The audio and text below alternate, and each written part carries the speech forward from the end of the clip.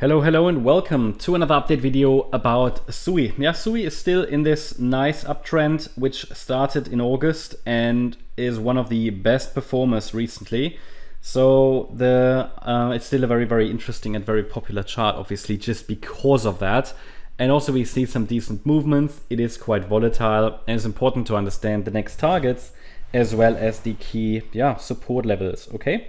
So on this chart, what we are tracking is a main support region, which is currently located in the area between $1.33 and $1.52. It means that as long as this support is holding at $1.33, upside is expected.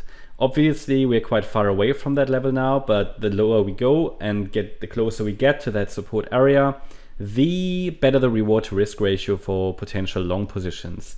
If you want to avoid to get chopped up by this up and down, what I often indicate as a good perspective is to see this as a range. So we say, okay, I'm trading the range. This is a range from the last high, or pick the next fib level, to the key level where the bullish thesis breaks.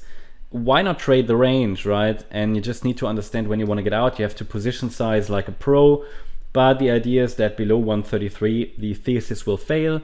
But you see, it moved up and down in quite volatile ways. Can't always predict every pullback and every rally. So it makes sense when we have a volatile chart like that and you get chopped up while we actually still in an uptrend to just zoom out a little bit, take the bigger picture into account, understand what's the stable element on the chart, and then, as we go lower, buying a little bit. Obviously, the lower we go, the bigger the position. We sell a little bit.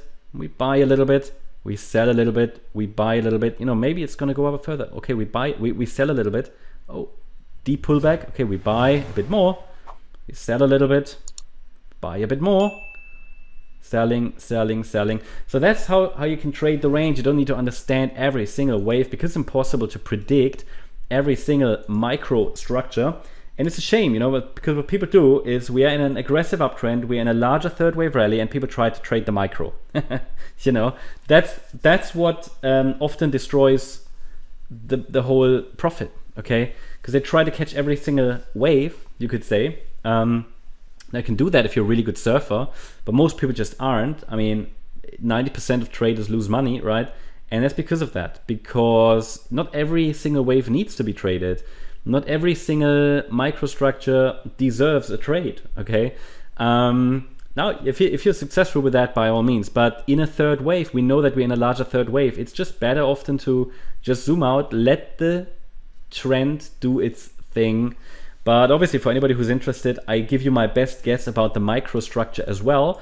Now, we are, as you might know from previous updates, likely in a third wave. Well, that would be a third wave in probably yellow wave C, or even the third wave, which would be even more bullish. For the C wave, we just need one more 4-5 pattern. So I just showed you key support for circle 4, and the fifth wave should take us to 281 at least, maybe even 430 or 557. The higher we go, especially if we get to 557 plus, the higher the probabilities that it could also be something more bullish, like for example the white scenario. But at the moment, the white count here, if it's a third wave or a C wave, they pretty much share the same microstructure. So it doesn't matter at the moment which one we're tracking. Overall, on the smaller time frame, we're likely still in an internal third wave. Again, that could be wave 3 of C or wave 3 of the larger third wave.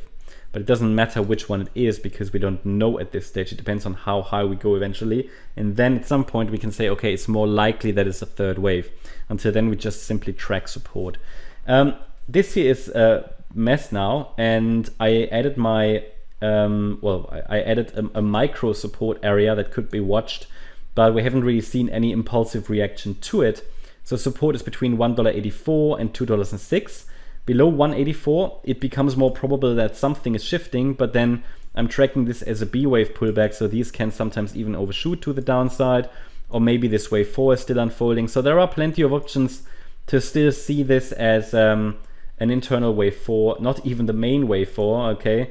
So all I want to say, the structure, because of the choppiness here, has the potential to morph, which often happens in these internal 4-5 structures, but still, the nearest micro support area is between $2 and $1.85. And then the last swing low, which is obviously a key level that ideally holds to continue to print higher highs and higher lows on the micro level, is $1.74. Now, very important, if we break below 174, it does not change the overall bullish assumption. That will only change below $1.33. So what I'm doing, I'm watching here for a reaction to this micro support area, but at the moment there is no sign that a low has formed. Actually looks like it might go a little lower. In yesterday's update I shared with you an ABC structure here to the upside. It could just be an ABC, which could turn into anything really, but certainly not yet a clear indication that the C wave to the upside, the next move up, has started, so still be a bit careful here.